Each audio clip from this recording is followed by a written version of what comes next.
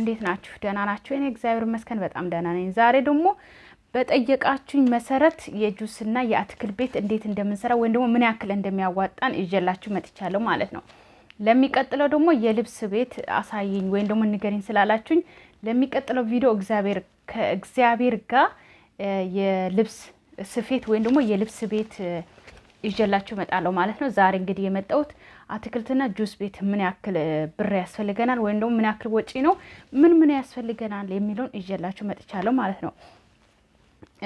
እስከ መጨረሻ ድረስ አብራችሁኝ ተከታተሉኝ። ምክንያቱም እስከ መጨረሻ ካያችሁ ነው ሙሉን መረጃ የምትወስዱት ማለት ነውና ለቻናሌ አዲስ ከሆናችሁ ደግሞ ሰብስክራይብ በማድረግ ሼር እና ላይክ በማድረግ ተባበሩኝ ማለት ነው። እንግዲህ የሚያስፈልገን ወጪ መጀመሪያ ማለት ነው ወደ ወጪ ነው የሚሄደው ማለት ነው። እሺ ጁስ መፍጫ 13000 ብር የሀገር ውስጥ ማለት ነው። ምክንያቱም የውጭም ሎርማን ወይም ደግሞ ትንንሽ ቶሎ ለመፍጨት ስለሚያስችል ነው ማለት ነው። እሱም ያስፈልገን የውጭ ግን የሀገር ውስጡን ደግሞ ይሄ ትልቁን ማሽን ወይም ደግሞ መርካቶ ታገኛላችሁ። ምናለሽ ተራ ወይም ደግሞ ጭድ ተራ ታገኛላችሁ ማለት ነው። እሱ እስከ 13000 ያስፈልጋል። ግን በጣም አሪፍና በጣም ተመራጭ የሆነ የአገር ማሽን ነው። ምክንያቱም እንትን አይልም፣ አይቃጠልባችሁም። በጣም አሪፍ ማሽን ነው ማለት ነው። ግን ትንሹ ደግሞ የሚያስፈልጋችሁ ለምንድን ነው? ቶሎ ለመፍጨት። ያኛው ግን እስከ 8 ሊትር ድረስ ይፈጫል ማለት ነው። ለዛ ነው። ሌላኛው ደግሞ ጁስ ብርጭቆ ነው የሚያስፈልገው። እንግዲህ አንዱ ፍሬ 200 ነው። እሱም እንትን ላይ ማግኘት ትችላላችሁ፣ መርካቶ ላይ። እሱ ምን አይነት ነው ብትሉ የጃምቦ ታውቃላችሁ? የጃምቦ ወይም ደግሞ የሲንግል የሚባል ብርጭቆ አለ። እሱ ብርጭቆ ለጁስ ይጠቀማሉ። ግን እናንተ ስታይሉን ቀየር ላርግ፣ ሌላ ብርጭቆ ልቀይር ካላችሁ ሌላ ብርጭቆ ማድረግ ትችላላችሁ። ግን ያኛው ነው አብዛኛው የትም ጁስ ቤት ያለው ማለት ነው። እሱ 50 ፍሬ ብትገዙ ማለት ነው፣ ወይንም 40 ፍሬ 50 ፍሬ እንደፈለጋችሁ። ገባችሁ አይደለ? እናንተ ለኔ ቤት ይሄን ያክል ይበቃኛል በትንሹ ልጀምር ካላችሁ፣ እኔ ግን በ50 ይዤው 10000 ነው የመጣው ማለት ነው፣ በ200 ብር። ግን ቅናሽም ልታገኙ ትችላላችሁ ማለት ነው። በ100 ብርም ልታገኙ ትችላላችሁ። እንደ እንትኑ ነው። ገባችሁ? እኔ ግን በዛ አርጌ ስለደመርኩ ነው ማለት ነውና የኪችን ቡፌ ይሄ 7000 ብር ማለት ነው። እሱ ቤታችሁ ማሰራው ራሳችሁ አዛችሁ ማሰራት ትችላላችሁ። በሰው እጅም ማግኘት ትችላላችሁ ማለት ነው። ሌላኛው ደግሞ ሳህን፣ ማንኪያ፣ ሹካ፣ ብረት ድስት፣ የፓስታ ማጥለያ እና ደግሞ ማለት ጆክ እና ደግሞ ብዙ ነገር አሉ አይደል? የሙዝ መያዣ፣ አሁን የአትክልት ማቅረቢያ፣ የዳቦ ማቅረቢያዎች፣ የሻይ ብርጭቆዎች ምናምን አጠቃላይ ታውቃላችሁ፣ የቤት ማቴሪያል ነገሮች ማለት ነው። እሱ አጠቃላይ 10000 ብር ማለት ነው። ያው ለቤት ሹካዎች ምናምን እንግዲህ ለጁስ ቤት ስትከፍቱ ሹካና ማንኪያ በዛ ማድረግ እንዳትረሱ ማለት ነው። እና ወንበርና ጠረጴዛ ደግሞ 25000 ብር ነው። እሱ አዛችሁ ማሰራትም ትችላላችሁ፣ አንድ አይነት ማለት ነው። ከነ ወንበሩ አግዳሚ ቢሆን በጣም አሪፍ ነው እሱ፣ ምክንያቱም ብዙ ሰው ስለሚይዝ ማለት ነው። ግን ይሄ አንዳንድ ቴብሉን አንዳንድ ወንበሩን ልግዛ ካላችሁ ደግሞ ያው እንደፈለጋችሁ ነው፣ እናንተ እንደ ምርጫ ነው። ግን እኔ ማስበው ግን ለውጪ ብቻ ነው ይሄ ክቡ ሆኖ ወንበር የሚያስፈልግ። ግን እቤት ውስጡ ለቤት ውስጥ ደግሞ እንደዚህ እንትን ወንበር ያስፈልጋል ማለት ነው። ረጅሙ ቢሆን ተመራጭ ነው ማለት ነው። ሌላኛው ደግሞ ፈልገን ምንድነው ትሪ ነው ማለት ነው። እንግዲህ የወንበሩና የጠረጴዛውን ነገራችኋለሁ። ትሪ ያስፈልገናል። አንዱ ፍሬ 120 ብር ታገኛላችሁ። ግን እናንተ ደግሞ ማለት ሁሉም ቦታ አንድ አይነት አይደለም። 100 ብርም ታገኛላችሁ፣ 200 ታገኛላችሁ፣ 150 ታገኛላችሁ። በቃ እንደ እናንተ የተለያዩ አሉ። ሰው በአቅሙ ነው የሚኖረው ማለት ነውና ግዴታ ውድ ካልገዛው አይደለም። እናንተ የምትፈልጉትን ወይም ደግሞ ለቤቴ ይመጥናል ወይም ደግሞ እኔ በትንሹ ጀምር ለምን ትልቅ ቦታ አልደርስም ብላችሁ በትንሽ ዋጋ መጀመር ያስፈልጋል ማለት ነው። ስለዚህ አንዱ ፍሬ በ120 ይዤላችኋለሁ ማለት ነው። አንዱ ፍሬ በ120 15 ብትገዙ ወይም ደግሞ 10ም ብትገዙ እናንተ እንደፈለጋችሁ ነው። ስለዚህ 1800 ብር ይመጣል ማለት ነው። በ120 15ቱ ትሪ 1800 ብር ይመጣል ማለት ነው። ሌላኛው እንግዲህ የቤት ክራይ ነው ማለት ነው። የቤት ኪራይ እናንተ እንደፈለጋችሁ ማለት ዋና የሚያስፈልገው ምንድነው ብትሉ ገበያ ያለበት ቦታ መስራት በጣም ተመራጭ ነው። ምክንያቱም እናንተ ገበያ ያለበት ቦታ አንድ ነገርን ስትከፍቱ እኔ ያዋጣኛል ወይ ብላችሁ አስባችሁ ወይ ደግሞ ቦታውን አይታችሁ ውድም ቢሆን እናንተ እንዳትከስሩ ጥሩ ቦታና ገበያ ያለበት ቦታ ብትገዙ በጣም አሪፍ ነው ማለት ነው።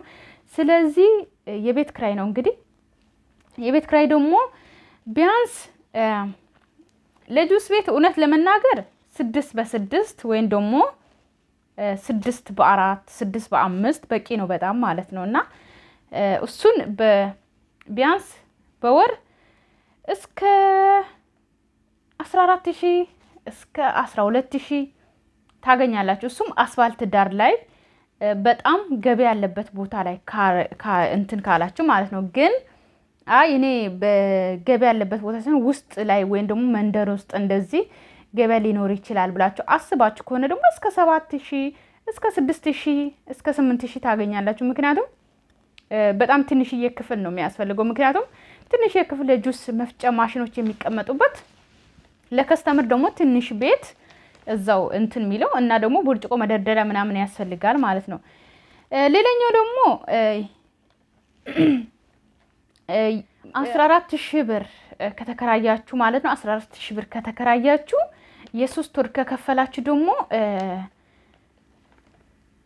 ያው እናንተ በየወሩ መክፈል ትችላላችሁ። ግን የ3 ወር አሁን የ6 ወር እንደዛ ነው ሰው የሚከፍለው ማለት ነውና እናንተ ደግሞ እንደፈለጋችሁ ማለት እኔ የወር ልክፈል ወይም ደግሞ እኔ የ3 ወር ወይም ደግሞ የ6 ወር ከፍዬ ልግባ አጠቃላይ ካላችሁ እሱ የእናንተ ፍላጎት ነው ማለት ነው።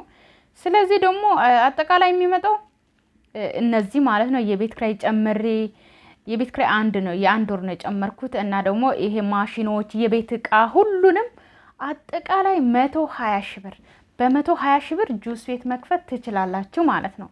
በ120 ብር ጁስ ቤት መክፈት ትችላላችሁ። ሲቀጥል ደግሞ እንዴት ያዋጣናል እንዴት እንሰራለን የምትሉ ቢያንስ ኦኬ እንትን አልነገርኳችሁም የአትክልት እሱንም ጨምሬ ነው 120 ብር የመጣው በዚህ አጋጣሚና የአትክልት መደርደሪያ ጣውላ ማለት ነው። እሱ ታውቃላችሁ እንግዲህ ከላይ በሽቦ ነው የሚያዘው ሙዞች ምናምን፣ ግን ከስር ደግሞ ብርቱካን፣ ሙዝ፣ ፓይናፕል፣ ፓፓያዎች፣ ዋተር ለመን ሁሉም ነገር የሚደረደርበት እሱ እስከ ቢያንስ እስከ 10000 እስከ 8000 ብር እንትን ትላላችሁ ከነ ሙሉ ማለት ነው።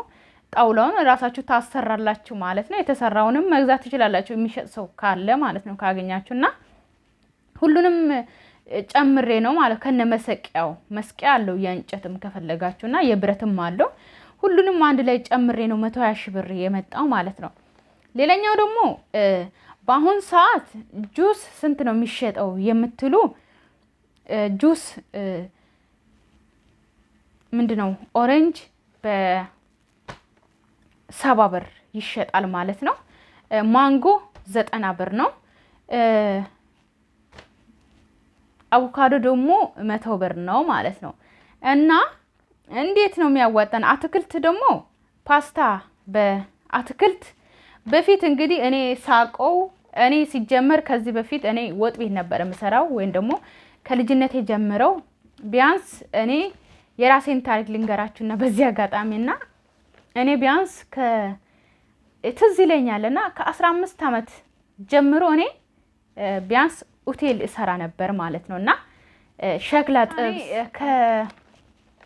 ከቀጣቢነት ጀምሬ ነው ስራ የጀመርኩት ማለት ነውና ሸክላ ጥብስ እዛው ቁርስ ቤት እና ደግሞ ወጥ ቤት ዋና መሆን ጀመርኩኝ። እና ደግሞ በቃ ሙሉ ስራ እና አትክልት ቤት ያልሰራውትን ጠይቁኝና መስተንግዶ ሰርቻለሁ፣ ካሻርነት ሰርቻለሁ። በቃ ብቻ ሁሉንም ስራ ሰርቻለሁ ማለት ነው ከልጅነቴ ጀምሮ ማለት ነው። እኔ በልጅነቴ ቀብጬ ወይም ደግሞ እንደ ልጆች ተጫውቼ አይደለም ያደኩትና በጣም ሞያ እየተማርኩኝም እና ደግሞ ማታ እየተማርኩ ቀን እየሰራው ነበር። እግዚአብሔር ይመስገንና ለዚህ ደርሻለሁና ሁሉም ሰው ከጠነከራችሁ ጥሩ ቦታ ትደርሳላችሁ። ስለዚህ እኔ እዛ ሰዓት ወጥ ቤት እያለሁ እንግዲህ 25 ብር ነበረ አትክልት የሚሸጠው ወይም ደግሞ ሎርማን ፓስታ ደግሞ 30 ብር ነበረ። በአትክልት ደግሞ 25 ብርም እና ደግሞ 30 ብርም 40 ብርም የሚሸጥ ነበረ። አሁን ግን 120 ብር ገብቷል ማለት ነው። ፓስታ በአትክልት 120 ብር ነው። በዳቦና በእንጀራ ይለያል በዚህ አጋጣሚ ማለት ነው። ስለዚህ ሁሉም ነገር ያው አሁን እንደ በፊቱ አይደለም። እኔ አትክልት አንዱን ወይም ደግሞ 1 ኪሎ አቮካዶ ወጪ ባረገው ስንት ይሸጣል? ወይም ደግሞ አንድ ሙዝ። አሁን እናንተ አትክልት ስትሰሩ ምንድነው እንግዲህ እኔ ሼፍ እያለሁ የምሰራው ማለት ነው። እግዚአብሔር ካለ ደግሞ ከዚህ በኋላ እኔ ምግብ ቤት መክፈት አላማ አለኝ ማለት ነው። እንግዲህ እኔ ምግብ ቤት በጣም ስለምወድ ሁሌ እነግራቸዋለሁ ማለት ነው። ቀይ ስር ትቀቅላላችሁ፣ ሙዝ ይጨመራል አትክልት ላይ ማለት ነው። ቀይ ስር የተቀቀለ ተከትፎ በረጃጅሙ ይጨመራል ማለት ነው። አቮካዶ ይጨመራል፣ ሰላጣ፣ ቲማቲም፣ ሂያር ማለት ደግሞ ይሄ ኩከምበር ማለት ነው። እና እሱ ይጨመራል። በአማርኛ ዙኩኒ ይባላል መሰለኝ። እሱ ይጨመራል ማለት ነው። እና ደግሞ የአትክልቶች እንዳለ እናንተ ደግሞ ቤቴን ከሌላ አትክልት ቤት የኔ አትክልት ቤት መለየት አለበት። ወይም ደግሞ ለየት አድርጌ የኔ አትክልት ቤት ልስራው፣ ሰው እንዲለምድ እንዴት ማድረግ አለብኝ፣ ወይም ደግሞ እዛ ቤት የተገኘ አትክልት እኮ እዚህ ቤት አይገኝም እንዲባል እናንተ ደግሞ የራሳችሁ አንድ ሰው የራሱ ፈጠራ ራሱ ሰው ይወደዋል። ገባችሁ አይደል? ራሳችሁ ፈጥራችሁ ራሱ አትክልት የራሳችሁ የተለየ ምክንያቱም ግዴታ እንደኔ ቤት አይደለም የእናንተ አትክልት ቤት መሆን ያለበት፣ ግን የተለየ አትክልት ቤት ማድረግ ትችላላችሁ እናንተ በራሳችሁ ማለት ነው። ስለዚህ እናንተ እንደ ምርጫችሁ የራሳችሁ አትክልት ቤት የራሳችሁ ፈጥራችሁ አትክልት ቤት የራሳችሁን ማሳመርና ወይም ደግሞ ሰው እንዲወደው ማድረግ ትችላላችሁ ማለት ነው። እና ስለዚህ ማለት ነው እንደዛ ከሸጣችሁ ሰላጣ ባወጣው ስንት ይወጣል ወይም ደግሞ ስንት አትክልት አወጣለሁ ብትሉ ቢያንስ በቀን 30 ሰው ከተመገበ ማለት ነው 30 ሰው ጁስ እሺ በ90 ብር ወይም ደግሞ እሺ በ90 ብር ላስብላችሁ። በ90 ብር ባስብ ጁስ 90 ብር ብንሸጥ በቀን 30 ሰው ቢጠጣልን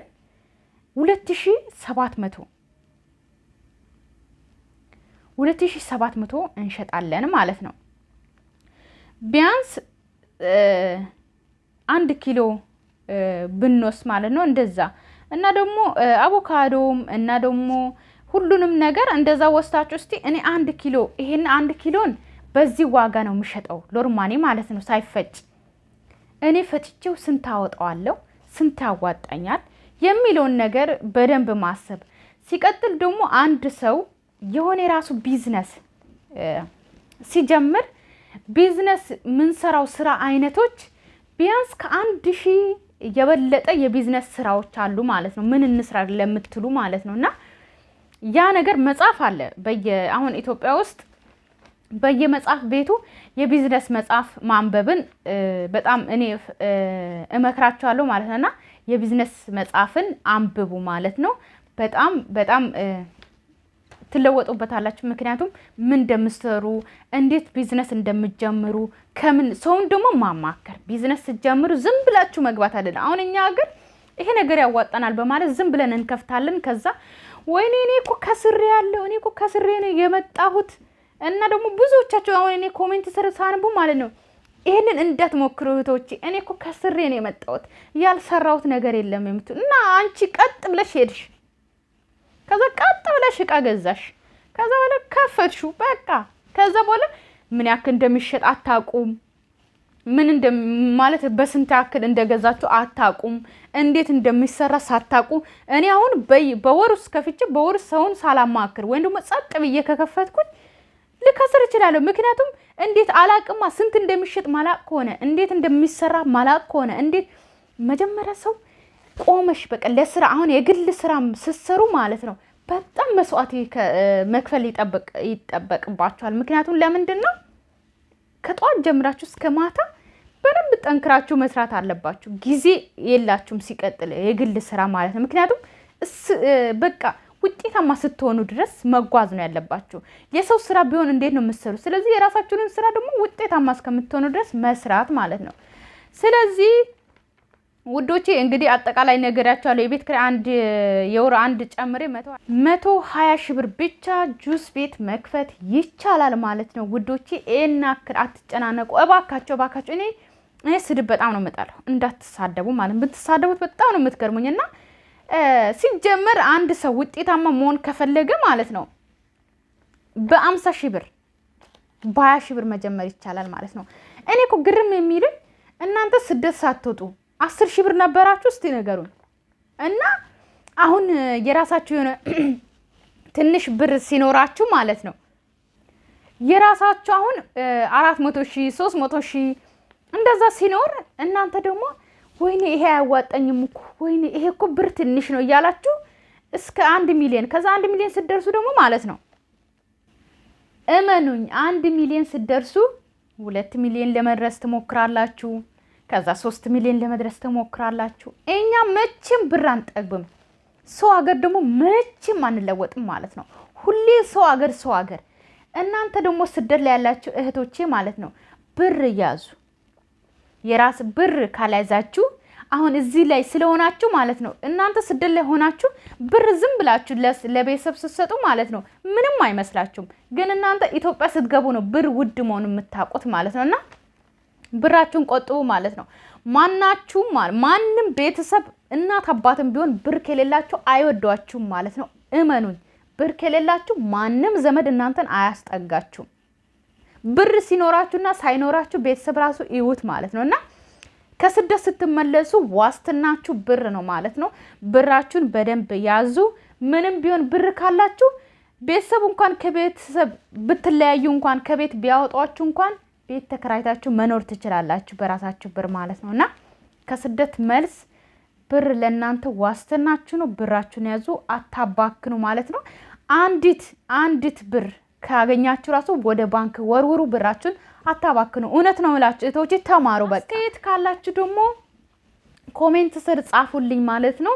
ያጠፋሁት ነገር ካላችሁ በጣም ይቅርታ መጠየቅ እፈልጋለሁ ማለት ነው። ሌላ ይሄንን ስርልኝ ካላችሁ ደግሞ እሰራላችኋለሁ። ኮሜንት ስር ጻፉልኝ።